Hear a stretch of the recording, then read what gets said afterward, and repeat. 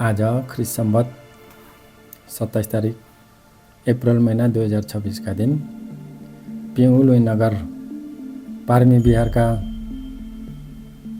गुरु भन्तेज्यू गुरुमा शिलावती साथै धर्ममित्र दानी दादाहरू मिलेर मार्बल शिलाले खोपेर बनाइएको बुद्ध प्रतिमालाई मध्या नगरबाट आमन्त्रित गरी लिएर आउनुको लागि हामीहरू यात्राको तयारीमा छौं। हामी सबैहरू अरुण भोजन लिसकेपछि अब हामीहरू झट्टै निस्किनलाई लगभग तयारी भइसकेका छौं। यो यात्रामा भागी भई साथ दिने धर्ममित्र वृद्ध माताहरू र धर्मचक्र मण्डलीहरू साथै शर्मणीहरू उहाँहरूको अनुहारमा एकदमै खुसियालीले भरिएको देखिन्छ। यात्रालाई हामीहरू अगाडि बढाउँदैछौँ।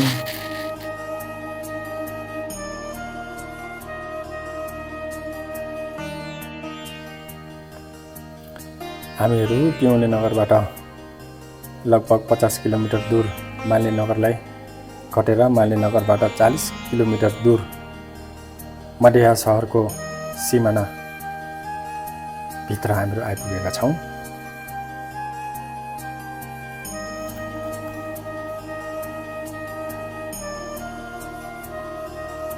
मध्या नगरको दृश्यहरू पनि निकै रोचक छ।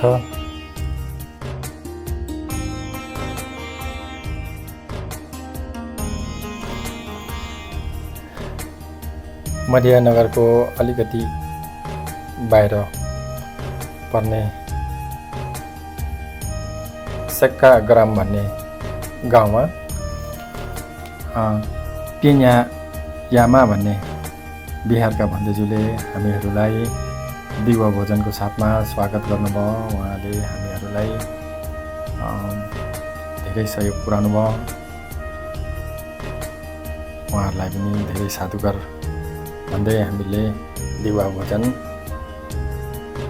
एकदम स्वादिष्ट भोजनहरू तयारी थियो।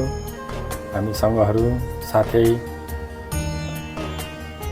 उपासक उपासिकाहरूले मिठो मानेर नै भोजन लिनुभयो। हामीहरूको बिहानबाट यात्रा गरेर आएको लगभग 2 घण्टा भन्दा धेरै लागेको थियो। भोकले सबैको अनुहारहरू ओइलाको थियो। अहिले भोजन लिइसकेपछि सबैको अनुहारहरू उज्यालो भइराखेको छ। अब हामीहरू यहाँबाट फेरि यात्रालाई अगाडि बढाउनलाई तयारीमा छौँ।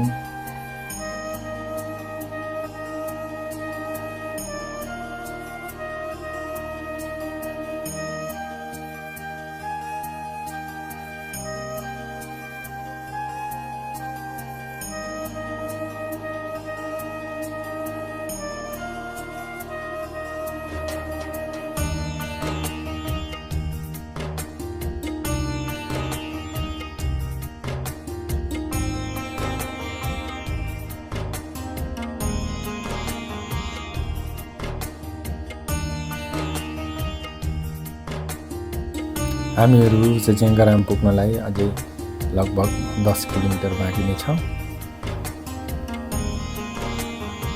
सेजेङ्गारामको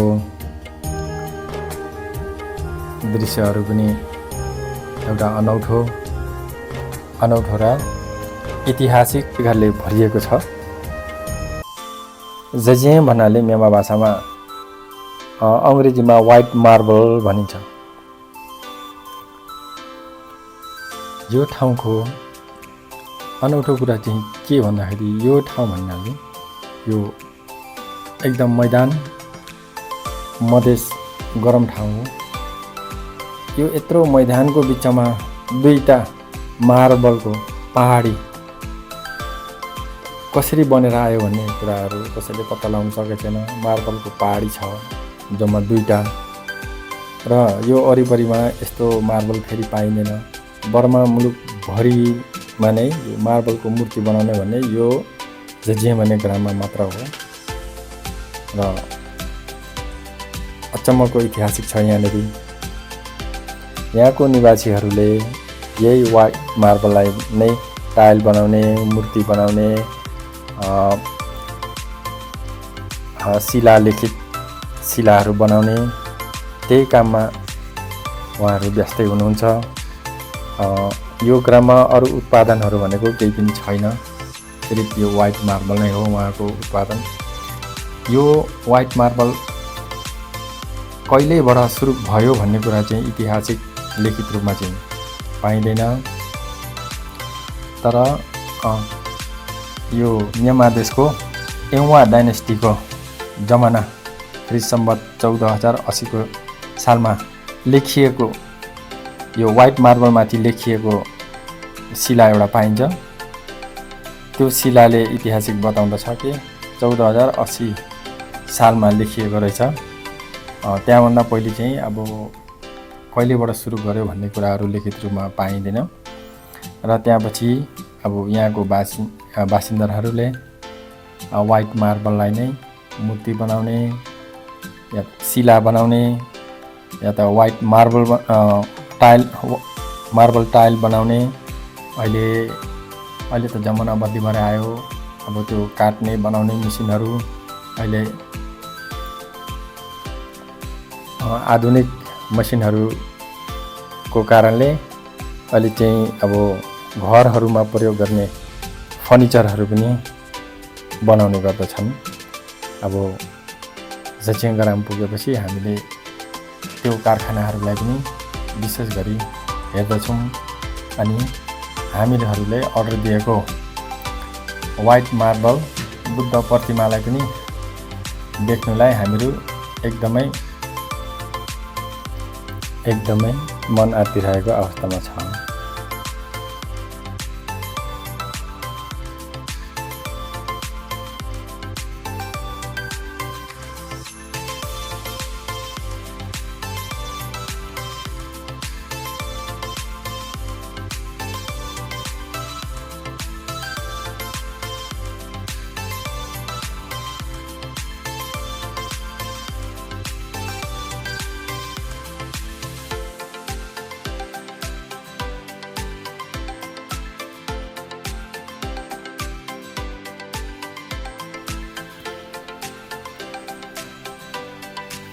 बुद्ध प्रतिमालाई गाडीमाथि चढाइसकेपछि फुलहरूले सजाउने कामहरू भइरहेको छ। फुलहरू सजाएर गुरुबन्धुजीद्वारा सुरुवात पूजा गर्दै हुनुहुन्छ। त्यसपछि प्रतिमाको अनुहारलाई हामीहरूले हेर्न पाइनेछ। बुद्ध प्रतिमाको अनुहारलाई हामीले दर्शन आदि पूजा गरिसकेपछि यो फ्याक्ट्री यो कारखानामा खटिएर काम गर्ने यहाँका मानिसहरूलाई खुसी मनाउनको लागि गुरुबन्धुजीद्वारा दान प्रवेश गर्दै हुनुहुन्छ। उहाँहरू पनि धेरै खुसी हुनुहुन्छ। यो चाहिँ हाम्रो एउटा म्यानमार देशमा यो चलन छ। जब मूर्ति हामीले आमन्त्रित गरेर अब बिहार लिएर जाँदाखेरि हामीले यसरी दानहरू गरिदिनुपर्छ उहाँहरूलाई। यही तरिका नै उहाँहरू धेरै रमाउनुहुन्छ र हामीले पनि यो तरिका नै अप्नाएर उहाँहरूलाई यसरी दान दिने गर्दछौँ। यहाँको बासिन्दाहरू जो मूर्तिलाई एउटा पहाडबाट ल्याएको एउटा डल्लो ढुङ्गालाई उहाँहरूले काटेर मिलाएर एउटा प्रतिमा, एकदम राम्रो प्रतिमाको चेहरा कस्तो छ भने यस्तो मलाई लाग्छ कि बर्मा मुलुकमा भएभरिको यो वाइट मार्बलले बनाएको बुद्ध प्रतिमा भरि यो हामीहरूले अर्डर गरेको यो नागा शिवरा पट प्रतिमा भन्ने यो मूर्तिको डिजाइन यो चाहिँ हामीले नेपालबाट नै एउटा लिएर आएको हो। यो डिजाइनहरू नेपालबाट नै लिएर आएर यहाँ अर्डर दिएको। यो बर्मा मुलुकमा जति व्हाइट मार्बलले बनाएको मूर्तिहरू देखिन्छ त्यो मूर्तिहरूसँग कम्पेयर गर्दा अछट्टै छ। यो हाम्रो नेपाली टाइपको नेपालीहरूले रोचक हुने मूर्तिको चेहरा अनुहार यति झल्केको छ। मलाई यस्तो लाग्छ कि बर्मा मुलुकमा जति व्हाइट मार्बलले बनाएको मूर्तिहरू छ यो अहिले हामीले अर्डर गरेको मूर्तिसँग कुनै तुलना गर्न नै सकिँदैन। यति राम्रो चेहरा बनाइदिएको छ। किन भन्दाखेरि यो पनि एउटा कारण छ कि यो फ्याक्ट्रीमा हामीले अर्डर गऱ्यौँ। यो फ्याक्ट्रीको एउटा महत्त्व के छ भने उहाँहरूको बाजे बोजू जुजू बराजुको पालनबाट नै यही काम गरेर आएको मात्र नभएर यहाँ अहिले अब डाइरेक्टर भनौँ यो डिजाइनहरूलाई सबै हेरचाह गर्ने बनाउने उहाँ आफै पनि बनाउन जान्ने र उहाँ चाहिँ बर्मा मुलुकमा मात्र नभएर चीन मुलुकमा पनि स्पेशल उहाँले ट्रेनिङ दिएर अन्य वर्ल्ड वाइड भरि कस्तो बुद्ध प्रतिमा बनाउँछन् भन्ने कुराहरूलाई नै उहाँहरूले सिकेर अभ्यास गरेर पास भएर फर्केर आउनुभएको व्यक्ति हुनुहुन्छ। त्यही कारणले नै हामीले यो फ्याक्ट्रीमा नै हामीले अर्डर गरेको हो। उहाँले यति राम्रो बनाइदिनु भएको छ भने हामीहरू एकदम खुसी छौँ र जति बर्मा मुलुकमा हामीले देखेका छौँ यो सेतो मार्बलले बनाएको मूर्तिहरू यो मूर्तिसँग एकदमै तुलना गर्न नै सकिँदैन। बुद्ध प्रतिमालाई लिएर अब हामीको यात्रा पिउने नगरतिर हो। गुरुमा सिलवती सवारी गरेर आएको यान यात्रा गाडी बिग्रेको कारणले रात परेको अवस्था। यो प्रतिमालाई 28 तारिक अप्रिल महिना 2026 का दिन मात्र सिलवती बिहारमा लगेर राख्न सफलता पाइयो। किनभने 27 तारिकका दिन